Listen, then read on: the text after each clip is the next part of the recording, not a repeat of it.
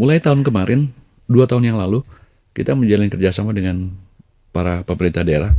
Saya menjalin MOU dengan para bupati yang beliau-beliau sebenarnya memiliki anggaran untuk menyekolahkan anak-anak dari daerahnya. Hanya selama ini ke perguruan tinggi yang besar-besar ya. Setelah kami datang sosialisasi, kemudian mereka akhirnya mengirim anak-anak dari daerah masing-masing, meskipun tidak banyak, tapi ada 4 orang, 5 orang. Biayanya dari pemerintah daerah. Pemerintah daerah itu sendiri. Ya, jadi dengan harapan dalam klausul MOU tersebut disebutkan setelah mereka lulus nanti, maka pemerintah daerah akan memberdayakan mereka untuk membangun pertanian di wilayahnya masing-masing. Oke. Karena kami vokasi, maka dari struktur kurikulum saja kita 70% praktikum. Praktikum itu. Iya, yang 30% teori. Sebenarnya teori ini adalah memperkuat argumen ketika harus praktek di lapangan seperti apa. Makanya anak-anak kalau di kampus mereka sering pakai kettle pack ya, wire pack. Oh, wire pack. Iya. Karena mereka ke lapangan. Kalau kita sudah punya passion di dunia pertanian, maka jangan ragu masuk di situ. Karena kita tidak sendirian. Ada orang-orang di sekitar kita yang bisa saling berkolaborasi, saling membantu untuk kita berkembang. Ingat, siapapun yang masuk dunia pertanian punya tanggung jawab untuk menyediakan makan. Nah, menyediakan makan itu nilainya tidak hanya bisa dinilai dengan uang, tapi ketulusan kita bekerja, itu pahala. Assalamualaikum warahmatullahi wabarakatuh Tribuners. Kembali lagi bersama saya Septiana Cahyani dalam podcast Malang Live.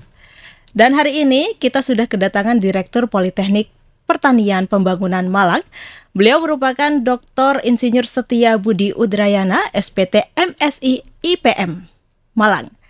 Nantinya kita akan membahas tentang bagaimana sistem perkuliahan di Polbangtan Malang, progres ke depan seperti apa, dan masih banyak lagi yang perlu kita kulik. Sebelumnya saya ingin mengenal lebih dekat dengan Pak Setia Budi. Assalamualaikum warahmatullahi wabarakatuh, Pak. Waalaikumsalam warahmatullahi wabarakatuh. Sehat ya, Pak ya? Alhamdulillah sehat sekali. Iya, saya juga sehat, Pak. Mungkin sebelumnya bisa disapa dulu Pak Tribuners yang ada di rumah. Assalamualaikum warahmatullahi wabarakatuh. Tribuners seluruh Jawa Timur. Saya Setia Budi Udrayana, biasa dipanggil Pak Uut. Kita ketemu di sini.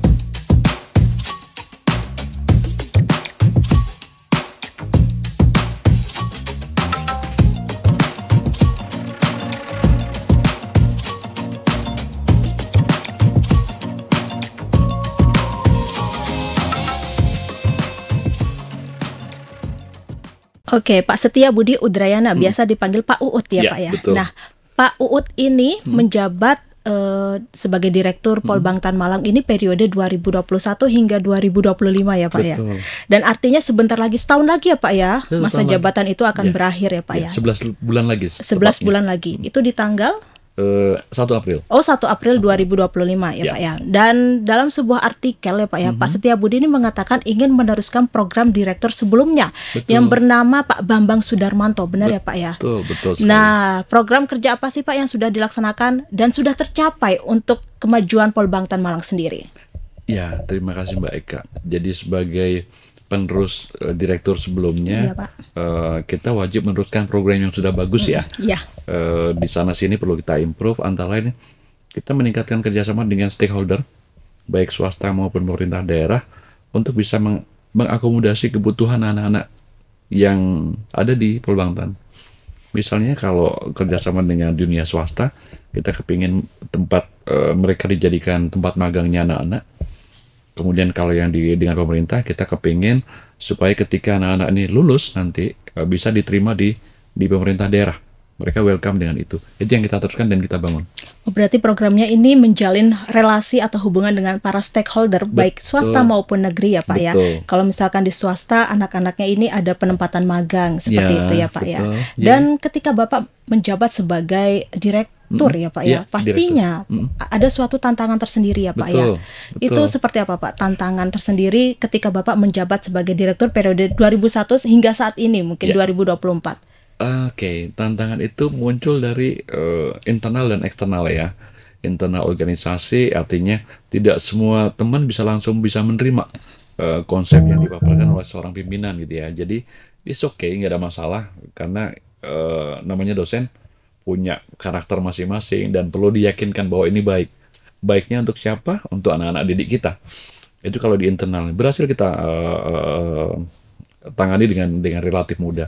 Tantangan eksternal sebenarnya adalah bukan masalah mereka mau tidak mau, tapi trust dunia eksternal ke kampus. Ini kan perlu dibangun. Nah, membangun trust di dunia eksternal ke dalam kampus itu membutuhkan waktu dan effort. Saya pikir itu sebenarnya bukan hal yang perlu dipermasalahkan dan itu harus kita jalankan. Memang wajib kita lakukan untuk mengatasi semua itu. Dan buahnya adalah untuk kepentingan anak didik kita, anak didik kami di Polbangtan, supaya mereka nanti ketika di luar mereka bisa percaya diri, kemudian bisa berkinerja dengan baik sesuai dengan ekspektasi di mana tempat mereka bekerja. That's it. Berarti ini untuk mempersiapkan masa depan anak-anak agar siap untuk bekerja ya Pak, terjun Betul. langsung ke dunia masyarakat yaitu bekerja ya Pak ya. Betul mereka. Oke. Dan ketika Bapak ditetapkan sebagai Direktur Polbangtan Malang ya Pak ya, Iya. perasaannya tuh seperti apa ya Pak? Dan juga respon keluarga itu bagaimana Pak? Kan ini kan kalau misalkan direktur itu kan tanggung jawabnya semakin besar ya Pak ya. Betul. Ya, secara pribadi sebelumnya saya selain sebagai dosen, saya sempat juga menjabat sebagai kepala bagian umum hampir 2 tahun, sehingga lika-liku organisasi insya Allah bisalah.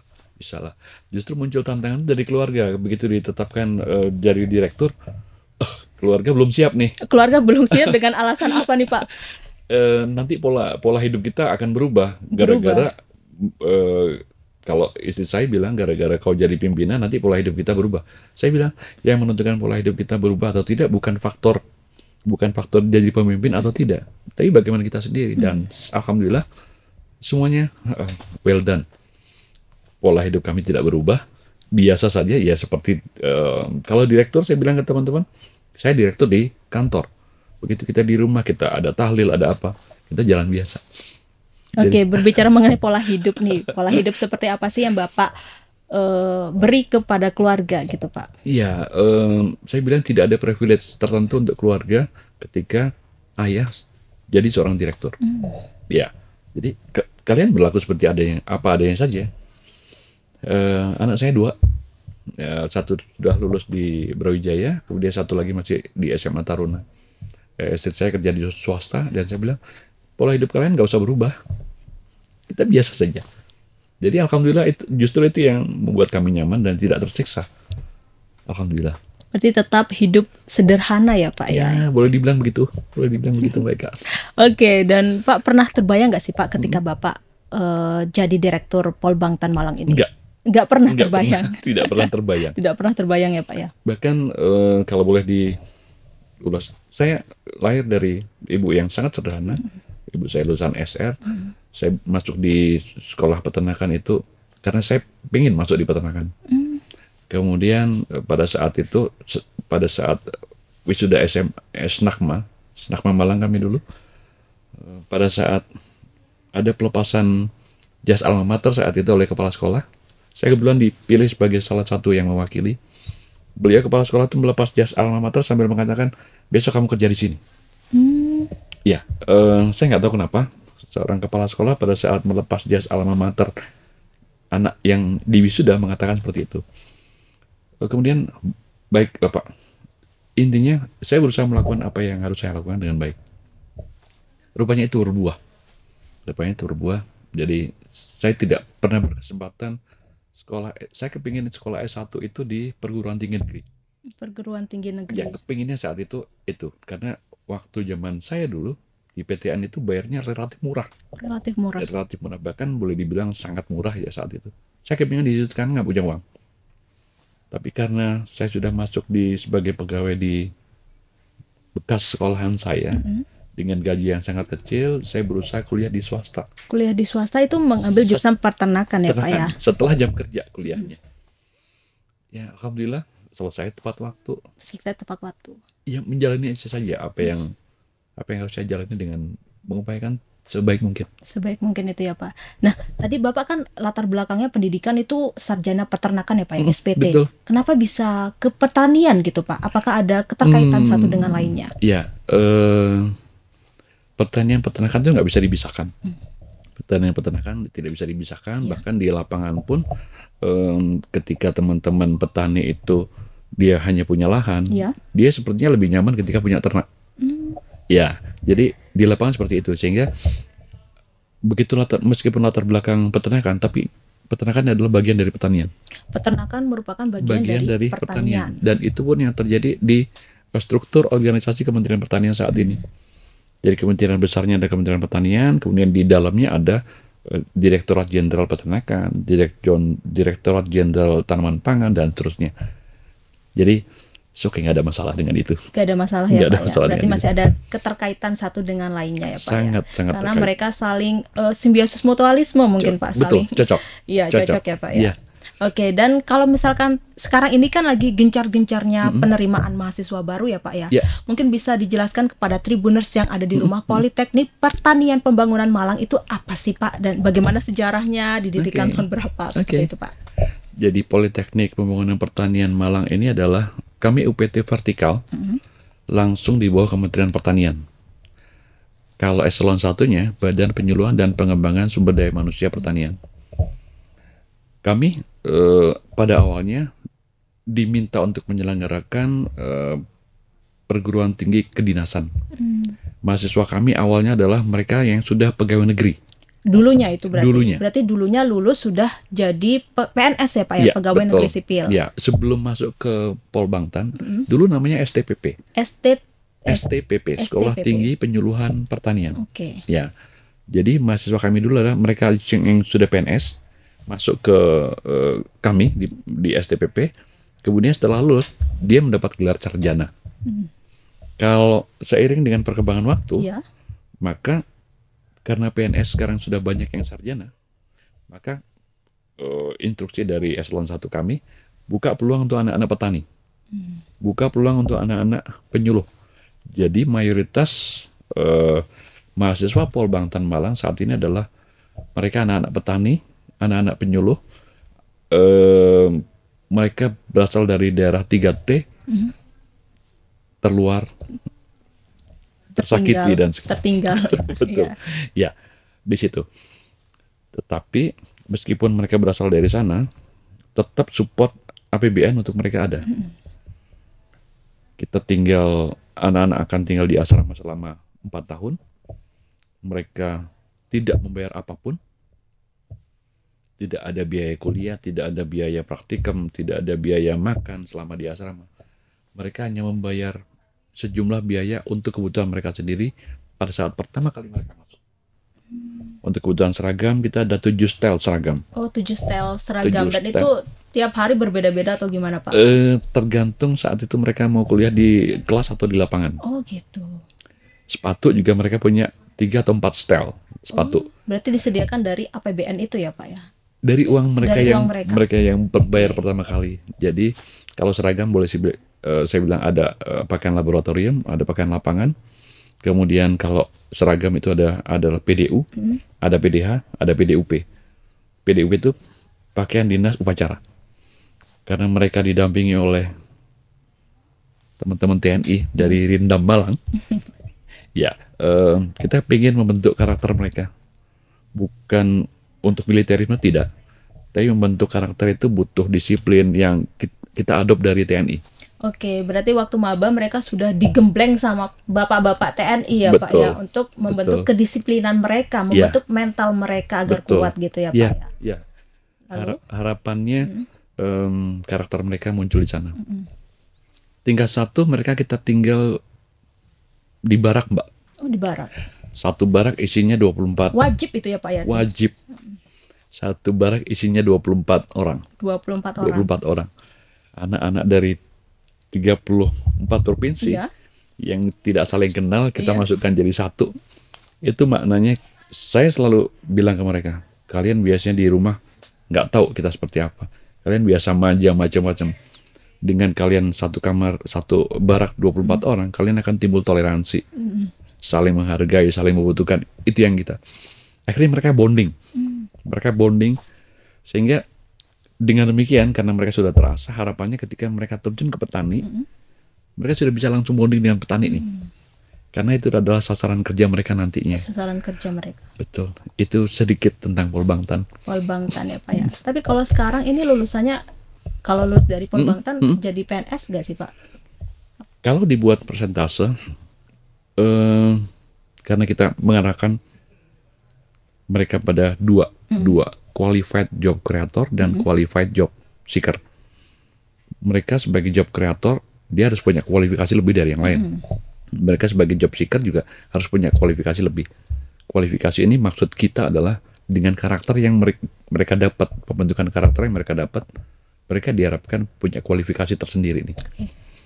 Nah, ketika mereka lulus, di atas 50% mereka bekerja di swasta.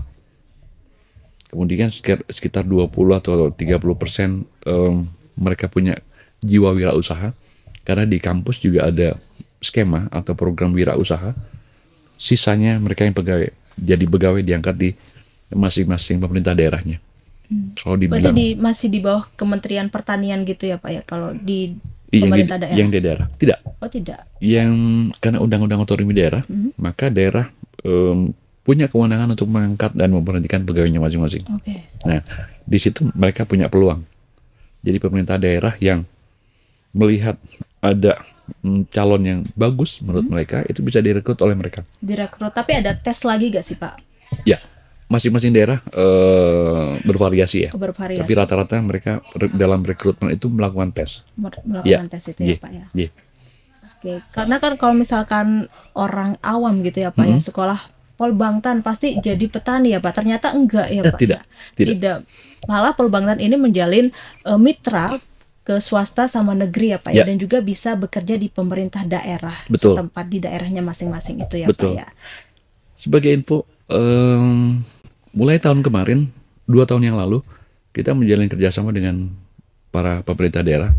Saya menjalin MOU dengan para bupati yang beliau-beliau sebenarnya memiliki anggaran untuk menyekolahkan anak-anak dari daerahnya. Hanya selama ini ke perguruan tinggi yang besar-besar ya. Setelah kami datang sosialisasi, kemudian mereka akhirnya mengirim anak-anak dari daerah masing-masing, meskipun tidak banyak, tapi ada 4 orang, 5 orang. Biayanya dari pemerintah daerah. Pemerintah daerah itu sendiri. Ya, jadi dengan harapan dalam klausul MOU tersebut disebutkan setelah mereka lulus nanti, maka pemerintah daerah akan memberdayakan mereka untuk membangun pertanian di wilayahnya masing-masing. Jadi mereka biaya kuliah free, biaya akomodasi, konsumsi macam-macam itu yang membiayai adalah pemerintah daerah. APBN save untuk 210 orang. Jadi ya, alhamdulillah sudah 7 kabupaten dan 1 provinsi yang bekerja sama dengan kami. Oke, kalau misalkan proses pendaftaran di Polbangtan itu seperti apa sih Pak? Atau ada syarat-syarat khusus, misalkan harus dari, kan khusus SMA ya Pak ya? Apakah harus dari jurusan IPA Pak yang bisa mendaftar di Polbangtan? Awalnya begitu. Oh awalnya? Awalnya begitu. Tapi lama-lama kita tidak bisa membatasi anak-anak yang IPS pun punya passion di pertanian kan? Iya. Ya, kita buka peluang. Bahkan SMK bisa? Bisa. Oh bisa juga. Mohon maaf. Jadi anak-anak SMK, apalagi SMK pertanian gitu ya, mereka sangat bisa masuk.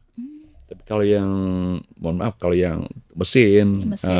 Teknik itu enggak, karena jauh dari pertanian itu kalau, ya. Oh iya benar. Ya, jadi SMA, IPA, IPS, kemudian bahkan dari Madrasah Aliyah pun masuk. MAN itu. Ya. MIN kalau sekarang. Itu masuk ya Pak ya? Masuk, bisa. Oke, mungkin ada syarat-syarat khususnya gitu Pak, nilai rapot harus di atas 80 atau seperti apa? Kalau persyaratan umum sih ya hampir sama dengan perguruan tinggi yang lain ya. Kita sudah yang di gelombang pertama kita sudah mulai buka. Mulai hari Senin kemarin kita umumkan. Pembukaan. Itu gelombang pertama mulai tanggal berapa sampai tanggal berapa kira-kira Pak? Kita mulai saya lupa persisnya, tapi kira-kira Maret April bahkan sudah dibuka. Kita sudah umumkan hari Senin kemarin tanggal 13 siapa saja yang diterima. Oh sudah ada ya Pak? Sudah. Ya? Nah kita akan buka gelombang kedua nih mulai 20 2 Mei. 22 22. Mei. Besok. Besok itu ya, Sampai Pak, di ya? Juni. Sampai di Juni.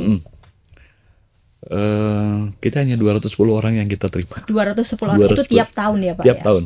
Karena APBN kita Iya. hanya cukup untuk 210 orang. 210 orang itu. Oke. Ada beasiswa gak sih, Pak? Semua anak-anak yang masuk Polbangtan itu beasiswa. Beasiswa semua. Beasiswa semua. Oke. Dan Pak Uut, ini kalau misalkan saya pengen tahu ya Pak ya lebih jelas, prodi di Polbangtan sendiri tuh ada apa aja sih Pak? Kita punya 3 program studi. 1 agribisnis peternakan, 2 penyuluhan pertanian berkelanjutan, dan yang ketiga penyuluhan peternakan dan kesejahteraan hewan. Itu semuanya di D4 atau D3? Diploma 4. Diploma 4 Diploma semua ya 4 Pak semuanya. ya. Dan dari semua jurusan yang tersedia di Polbangtan Malang ini ya Pak ya, mana sih yang paling banyak peminatnya dari tahun ke tahun? Kalau yang peminat paling banyak yang penyuluhan pertanian berkelanjutan. Oh, alasannya Pak? Teman-teman adik-adik di luar sana tuh taunya pertanian, ya masuk pertanian. Oh. Iya. Dia bikin banyak peminatnya di sana. Peminatnya di sana. Kalau yang peternakan relatif tidak sebanyak yang pertanian sih, tapi masih kalau tahun lalu kita dari total 1.900 orang pendaftar, kita hanya bisa terima 210 orang. 210 orang. Yang tahun ini baru tahap 1 sekitar 900-an ya, yang sudah daftar mulai di awal, baru kita terima kemarin, kita umumkan 151 orang. 151 orang. Berarti sisanya akan masuk di tahap ke-2. 2 itu ya Pak. Oke, jadi banyak banget ya Pak ya proses untuk bisa masuk ke Polbangtan ini ya Pak ya. Ya. Dan juga melalui proses tes yang cukup ketat ya Pak ya. Ada 4 tahapan ya. Yang pertama mereka kirimkan berkas yang dibutuhkan, termasuk nilai rapot terakhir segala macam. Kemudian kita seleksi administratif. Setelah mereka lolos, baru mereka akan mengikuti CAT, Computer Assist Test. Setelah lolos tes CAT, baru mereka akan fisik dan wawancara. Fisik dan wawancara itu. Fisik dan wawancara. Kemudian terakhir, mereka akan kita minta surat keterangan dari dokter pemerintah tentang kesehatannya. Oke. Kenapa begitu? Karena mereka hidup di barak. Jadi kalau ada satu yang hepatitis, pasti satu barak kena semua. Ya, itu makanya kita screening di sana di terakhir. Berarti makan minum gratis ya Pak ya? Ya. Disediakan dari Polbangtan sendiri. Ya. Karena sudah mencakup beasiswa itu ya Betul, Pak ya. betul. Ya, kalau misalkan model pembelajaran di Polbangtan itu seperti apa sih Pak? Ini katanya menggunakan sistem teaching factory ya Pak ya, benar tidak? Ya, kita mencoba sejak 3 tahun terakhir ini untuk konsep teaching factory. Sebenarnya kita pengen ada usaha yang di dalam kampus yang mirip dengan dunia luar, yang bisa dijadikan tempat praktek untuk mahasiswa. Nah, karena kita bergeraknya di pertanian dan peternakan, maka usahanya itulah usaha pertanian dan usaha peternakan. Ya, hampir seluruh anggaran APBN kita untuk praktikum kita alihkan ke TEFA. Untuk TEFA ini ya Pak ya? Jadi kalau misalkan program studi mau membutuhkan praktikum, misalkan kalau di peternakan budidaya ayam potong misalnya, prodi tinggal bilang ke teman-teman di TEFA, pengelola TEFA, anak-anak mau praktek budidaya ayam potong, harusnya TEFA bisa menyediakan itu. Itu modelnya. Tapi manfaat menggunakan metode pembelajaran TEFA ini apa kira-kira bagi mahasiswa Polbangtan Malang sendiri? Mereka belajar seperti di usaha di luar. Mereka belajarnya seperti kalau mereka kerja di luar. Mereka punya pengalaman langsung ya. Pengalaman itu positif, negatif, mereka dapat. Ketika saya dan teman-teman dosen tidak pernah kalian harus begini, tidak. Tapi ketika kalian punya kasus kematian di ayam misalnya, karena background saya peternakan, Mbak, nggak ada masalah dengan itu. Justru ambil sisi baiknya. Kenapa seperti itu? Itu dia. Itu ya Pak ya. Berarti banyak sekali manfaat yang diberikan melalui metode pembelajaran TEFA itu sendiri ya Pak ya. Mudah-mudahan begitu. Mudah-mudahan begitu. Tapi ini pembelajaran aslinya ini nggak hanya teori aja ya Pak, praktek langsung juga ya Pak ya di Polbangtan Malang ini. Karena kami vokasi, maka dari struktur kurikulum saja kita 70% praktikum. Praktikum itu. Iya, yang 30% teori. Sebenarnya teori ini adalah memperkuat argumen ketika harus praktek di lapangan seperti apa. Makanya anak-anak kalau kampus mereka sering pakai kettle pack ya, wire pack. Oh, Pak. Eh, Iya. Karena mereka ke lapangan. Ke lapangan itu. Jadi teori itu sebenarnya pengantar saja sebelum mereka melakukan aktivitas di Sebelum lapangan. terjun langsung ke lapangan itu ya Pak ya. Iya, ya dari struktur kurikulum sudah seperti itu. Di struktur penilaian pun seperti itu. Kita ada nilai teori dan nilai praktek. Dan mendominasi capaian nilai praktikum dibandingkan nilai teori. Jadi kalau menilai praktikumnya misalkan sudah nilai 80, misalkan teorinya 20, nanti kan ada persentase. Pasti dia lulus. Oke. Ketika dia bisa melaksanakan praktikum dengan bagus, pasti dia lulus. Pasti dia lulus. Berarti ini benar-benar mempersiapkan untuk bisa terjun langsung ke masyarakat ya Pak ya. Mudah-mudahan begitu. Mudah-mudahan begitu. Sudah ditempa sejak dini di Polbangtan Malang ini. Semoga. Semoga ya Pak ya. Dan kalau kita berbicara tentang implementasi Merdeka Belajar ya Pak ya, bagaimana sih implementasi Merdeka Belajar di Polbangtan Malang sendiri? Terima kasih Mbak Ayu. Jadi begini, tadi saya mengatakan mereka semua dibiayai APBN, Iya Pak. kemudian mereka wajib di asrama tingkat 1, 2, dan 4. Nah tingkat 3-nya kemana nih? Kemana Kan Pak? gitu ya. Iya. Tingkat 3, semester 5 dan 6 mereka wajib di luar. Wajib di luar, berarti langsung praktek langsung ke lapangan. Iya. Berarti dalam istilahnya tuh magang ya Pak ya? Betul. Kita menyebutnya magang. Jadi 2 semester mereka magang di luar. Magang ya, kalau kita bicara prodi penyuluhan, ada magang penyuluhan dan magang teknis. Magang penyuluhan ini bagaimana mereka hidup dengan masyarakat, dengan penyuluh, dengan petani itu ya. Bagaimana mengimplementasikan semua teori tentang penyuluhan pada saat magang itu. Kalau yang magang teknis, tergantung mereka passionnya di mana. Misalkan peternakan, saya mau saya potong, saya perah, atau kambing domba. Mereka akan milih itu. Oh berarti milih sesuai passionnya masing-masing ya Ya. Pak ya, bukan dari kampus kamu harus ke sini bukan. Kampus menyediakan pilihan. Oke. Kalau mau yang saya potong di sini, karena kita jalin kerjasama dengan stakeholder tadi ya, ya kampus menyediakan pilihan, mereka memilih. Hanya kemudian ketika satu komoditas terlalu banyak, kampus berhak untuk merotasi mereka. Jadi yang konsep MBKM kita terapkan 2 semester dalam bentuk magang mereka, magang penyuluhan dan magang teknis. Ya, selama 1 tahun. Praktis mereka 1 tahun tidak ke kampus sama sekali. Tidak ke kampus, berarti langsung ke perusahaan itu sendiri. Betul.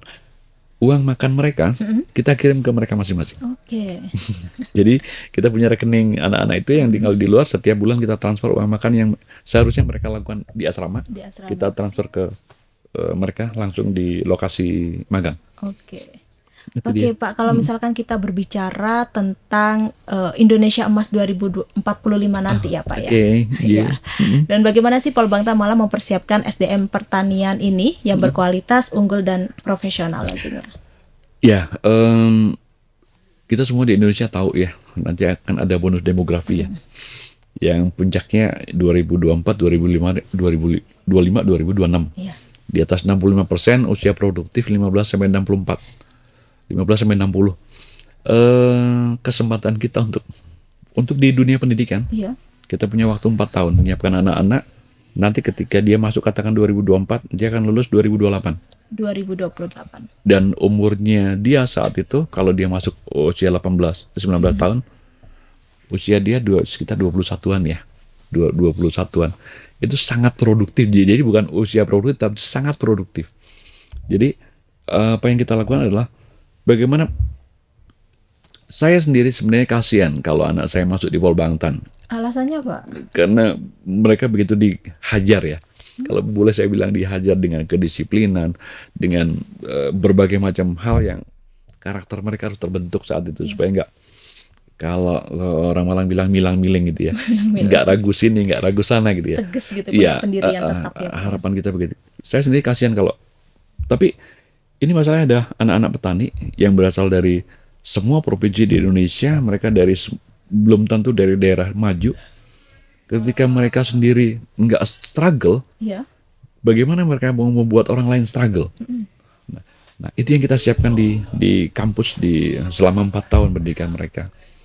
Tentu dengan didampingi teman-teman dari TNI, kami sangat bersyukur. Rindam Malang sangat support untuk itu. Kemudian ada program lain yang kita menamakan penumbuhan wirausahawan muda. Di dalam kampus kita membidik anak-anak yang punya passion untuk wirausaha kita beri modal mereka. Oh, diberi modal juga Diberi ya Pak modal mereka, meskipun nggak banyak, Iya. tapi melatih jiwa mereka untuk kalau nanti sudah selesai, saya mau jadi wirausahawan aja deh. Awalnya kita belikan 20 juta untuk dia, terserah dia gunakan fasilitas kampus untuk melakukan usaha. Di situ kita tidak menuntut mereka harus untung, tidak. Tapi proses bagaimana melakukan proses usaha itu yang menjadi pelajaran yang nggak bisa dinilai harganya oleh anak itu, kan gitu ya.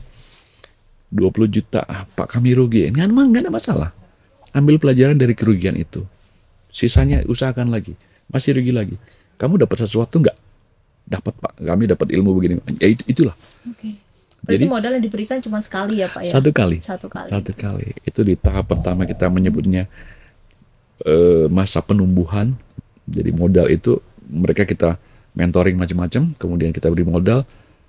Dalam masa penumbuhan itu nggak ada masalah, ada rugi. Pada tahun kedua modalnya tidak ditambah nih. Kita sebut ada penumbuhan, ada pengembangan. Kalau dia berhasil berkembang, oke, bagus. Tapi kalau dia nggak bisa berkembang, kita minta, oke, kalian bersatu dengan orang-orang lain, bikin kelompok supaya kamu berkembang. Itu di tahun kedua. Kalau nggak berkembang pun nggak masalah. Nggak masalah. Kemudian di tahun ketiga, saat mereka mendekati lulus, kita menyebutnya tahap pemandirian. Mereka yang sudah berkembang harusnya sudah punya struggle dong untuk usaha. Tinggal dia dimandirikan. Alhamdulillah sampai hari ini, ya kalau dari setiap tahun ada 10 atau 15 yang bisa sampai mandiri 2 atau 3, itu sudah bagus. 2 sampai 3 yang benar-benar sudah membuka usaha itu ya Pak ya? Ya itu untuk penumbuhan wirausaha muda. Kebetulan sejak 2019 Polbangtan juga diamanahi oleh Kementerian Pertanian untuk menyelenggarakan program YES namanya. Yes. Ya, Youth Entrepreneurship and Employment Support Services. Dia adalah bagaimana memberdayakan generasi muda supaya minat di dunia pertanian. Kementerian Pertanian bekerja sama dengan IFAD, International Fund for Agriculture Development, dalam durasi 5 tahun, nanti 2025 selesai. Kita membina di 5 kabupaten. Anak-anak muda atau pemuda yang berusia 19 sampai 39 tahun itu bisa masuk di program kita. Kita support mulai dari pelatihan, kemudian sampai kita pada ujungnya kita akan berikan stimulus modal untuk mereka usaha, dan alhamdulillah sampai hari ini ya cukup berkembang. Cukup berkembang. Cukup berkembang. Ya, Pak ya? Ya. Berarti ada kemajuan dari mahasiswa itu sendiri ya Pak ya? Ya, mahasiswa Sudah dipersiapkan untuk betul. berwirausaha. Insya Allah begitu. Untuk bisa mandiri ke depannya ya Pak ya? Harapannya begitu. Nah, dan saya kembali ke sering dalam berbagai event ketika ketemu dengan anak-anak mahasiswa, saya mengatakan kampus sudah menyediakan segalanya buatmu.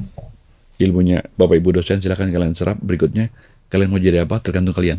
Berarti tergantung mau jadi apa tuh tergantung dari masing-masing pribadi itu sendiri. Betul. Kampus cuman mengarahkan ya Pak Ya. ya, dan juga memberi kucuran dana modal, bantuan Ya. modal itu. Betul. Tapi kalau misalkan sudah untung ya Pak ya mahasiswanya itu ada balik modal gak sih Pak? Dikembalikan uangnya ke pihak kampus? Tidak. Oh tidak. Tidak. Jadi kita memberikan ke mahasiswa itu murni untuk mereka. Untuk mereka itu ya Pak Ya, karena proses kalau di kami institusi pemerintah ya pasti ada audit dari inspektorat maupun dari BPK. Untuk modal stimulus modal kita diaudit hanya 1 tahun saja. Kemudian tahun kedua mereka melakukan pemantauan. Selama itu masih digunakan oleh anak-anak, it's okay. Tapi justru kalau sisa modal itu dikembalikan ke kampus, justru itu yang jadi masalah. Yang jadi masalah bumerang gitu ya Pak Jadi ya. bumerang, iya. Uangnya nggak seberapa, tapi efeknya luar biasa. Jadi silakan mereka kembangkan itu. Oke. Ya. Oke Pak, lanjut ke pertanyaan berikutnya ya Pak ya. Siap. Nah, Menteri Pertanian ini mengatakan untuk lebih meningkatkan pentingnya pendidikan vokasi sebagai upaya regenerasi petani ya Pak ya. Betul. Beliau menyebut bahwa hadirnya petani milenial dapat memberikan inovasi untuk masa depan khususnya dalam dunia pertanian. Ya. Apakah amanah dari Pak Menteri ini sudah terlaksana dengan baik Pak? Kalau kami menilai diri sendiri nggak bagus ya. Ya. Tapi penilaian dari stakeholder di luar, terutama teman-teman yang pemerintah daerah yang bekerja sama dengan adanya program YES tadi, mereka sangat antusias dan menyambut baik ya. Karena Karena begini Mbak, sebenarnya anak-anak muda ini potensinya luar biasa nih. Akan tetapi mereka bingung nih, saya harus bertanya ke siapa? Ketika saya punya masalah, saya bertanya ke siapa? Teman-teman di, mohon maaf, Dinas Pertanian tidak punya cukup sumber daya untuk mengakses semua kebutuhan anak muda. Itu dari Dinas Pertanian. Kemudian namanya anak muda ini kan berada di bawah kementerian lain ya, Dinas Pemuda dan Olahraga. Iya. Juga beliau-beliau di sana juga mungkin tidak punya cukup sumber daya untuk memberdayakan anak-anak muda ini. Oleh karena itu, ketika YES ada, kita berusaha menyatukan semua stakeholder yang peduli dengan wisuda, pemuda maksud saya, yang peduli dengan pemuda, yang peduli dengan pangan, yang peduli dengan pertanian, yang peduli dengan makanan kita.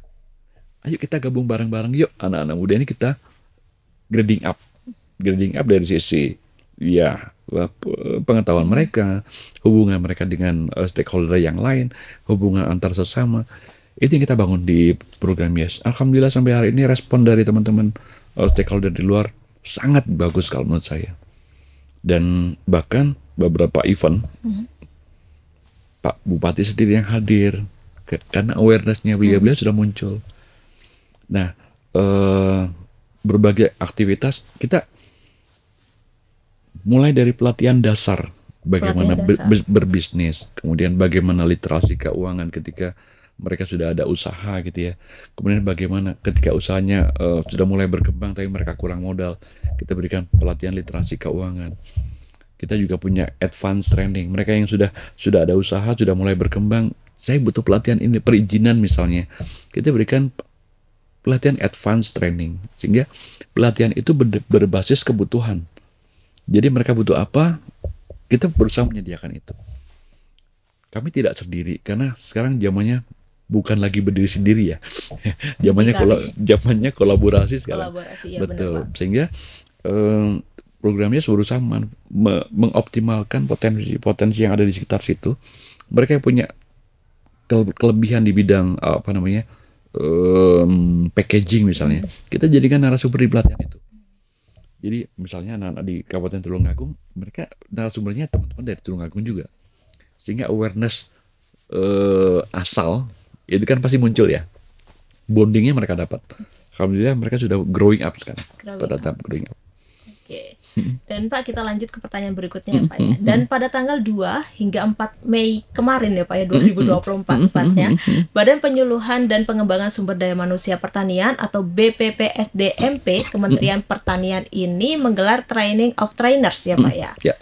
Bertajuk Gerakan Antisipasi Darurat Pangan Nasional bagi Widyaiswara, dosen, guru, penyuluh pertanian dan bintara pembina desa. Benar ya Pak ya? Betul sekali. Oke, dan lantas bagaimana sih solusi yang diberikan Polbang Tanmalan untuk mengatasi krisis pangan global, perubahan iklim dan dampak El Nino dalam produksi dan penyediaan pangan di musim kemarau ini? Karena kan ini juga lagi ada krisis pangan ya Pak ya. Sangat sampai hari ini ada 20 negara yang sudah menyatakan diri krisis ya. Bahkan mungkin sekitar 10 negara menyatakan diri kelaparan ya. Dan itu sebenarnya kalau menurut saya itu menjadi tanggung jawab negara. Kementerian Pertanian yang punya tupoksi membangun pertanian di on farm itu harus bekerja ekstra keras. Bagaimana caranya supaya ketika nanam padi produktivitasnya bagus. Bagaimana ketika nanam singkong, nanam jagung, produktivitasnya bagus. Itulah tugas Kementerian Pertanian. Banyak cara yang ditempuh. Kalau program Pak Menteri Pertanian saat ini, Pak Andi Amran Sulaiman, beliau melaksanakan program yang optimalisasi lahan. Bagaimana lahan yang tadinya hanya ditanami 1 kali saja untuk padi, berarti bisa berulang-ulang kali ya Pak? Bisa ditanami 2 kali sampai 3 kali. Dengan cara apa? Kalau musim kering, El Nino kan kering banget ya. Iya, kering. Sampai retak-retak gitu kan Pak. Betul. Beliau punya program pompanisasi. Jadi air sungai yang masih bisa potensial disedot untuk mengairi sawah dilakukan itu. Dan itu gerakannya masif di seluruh Indonesia. Oleh karena itu kemarin dilakukan TOT itu. Kami di Badan Penyuluhan dan Pengembangan SDM, Widyaiswara, dosen, penyuluh itu wajib tahu dulu itu. Wajib tahu. Kemudian kenapa Babinsa? di setiap desa itu pasti ada Bintara Pembina Desa. Nah, disitulah dengan bantuan teman-teman Babinsa itulah kita bisa pantau real time mana-mana lokasi yang bisa digenjot untuk pemanisasi. Begitu setelah panen ada potensi air dialiri di situ, dibalik untuk ditanam lagi. Itu yang bisa kita lakukan. Dan alhamdulillah sampai hari ini insya Allah semuanya berjalan lancar karena di level kementerian Pak Menteri Pertanian sudah bekerja sama dengan Panglima TNI, juga sudah bekerja sama dengan Pak Kapolri untuk supaya program ini berjalan. Karena ketika semua sadar sebenarnya kita semua butuh pangan. Tapi bagaimana menjaga pangan itu? Tidak semua orang, ini bukan tugasku nih, ini bukan tugasku nih. Jadi tanggung jawab semua bersama. Betul, ketika Pak Menteri merangkul semua orang untuk ini loh masalah kita, dan kemudian disetujui sama Pak Presiden ya, sehingga gerakan ini muncul. Itu mulai terlaksana kapan Pak kira-kira gerakannya? Kalau untuk jadi gerakan pemanisasi, kemudian penambahan areal tanam itu sejak Pak Menteri Pertanian Amran Sulaiman ini digerakkan. Tapi sebelum ini beliau kan juga sempat menjadi menteri sebelumnya ya. Itu beliau sudah gerakan itu. Jadi pada saat itu kita sempat swasembada 3 tahun berturut-turut, swasembada beras. Kemudian begitu beliau terpilih, ditunjuk lagi untuk bertanggung jawab di Kementerian Pertanian, beliau lakukan lagi itu. Karena itu memang benar. Dan hasilnya ada. Ada ya Pak. Oke, dan kita lanjut ke pertanyaan terakhir ya Pak ya. Boleh. Sekarang ini kan eranya digitalisasi, di mana semua orang memanfaatkan kecanggihan teknologi ini untuk kebutuhan sehari-hari dan mempercepat tugas mereka masing-masing Pak. Bagaimana sih Polbanta Malang mengajak petani muda agar melek digital atau melek teknologi sebagai langkah strategi untuk memperkuat produksi dan juga distribusi itu sendiri? Ya, kalau kita bicara di pendidikan, anak-anak di Polbantan, ada salah satu mata kuliah kalau boleh saya bilang media penyuluhan.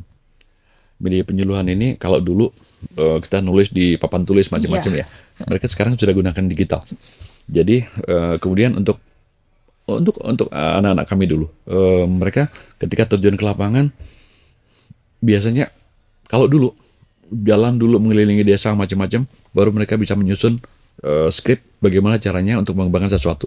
Kalau sekarang mereka cukup pakai aplikasi saja.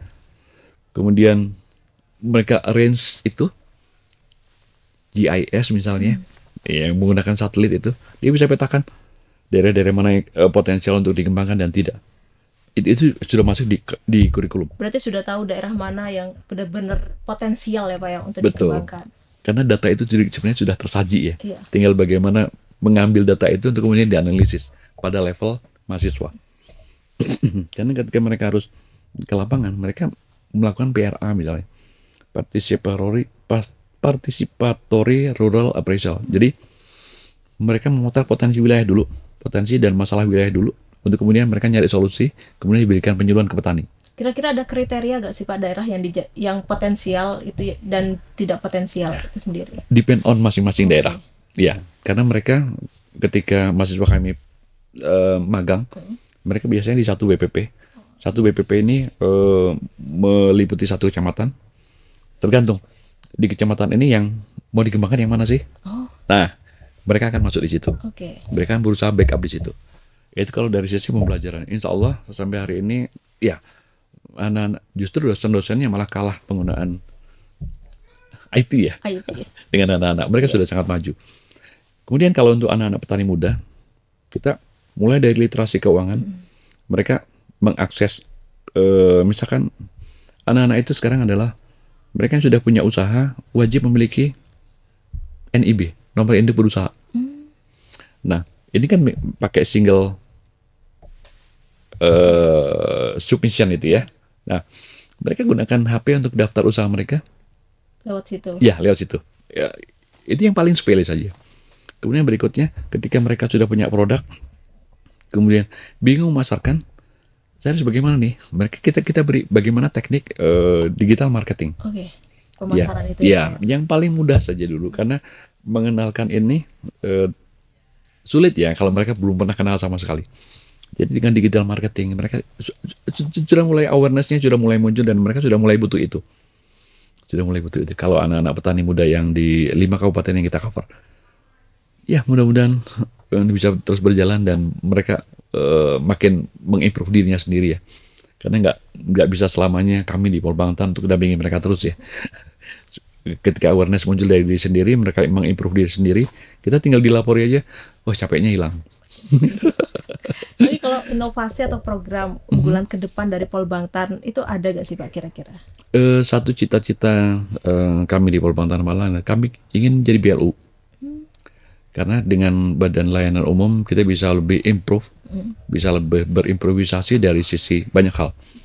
Mulai dari pemanfaatan aset, penyelenggaraan pendidikan, penyelenggaraan event-event yang berskala lebih luas lagi, dan satu lagi yang penting, kita tidak terlalu tergantung pada anggaran negara.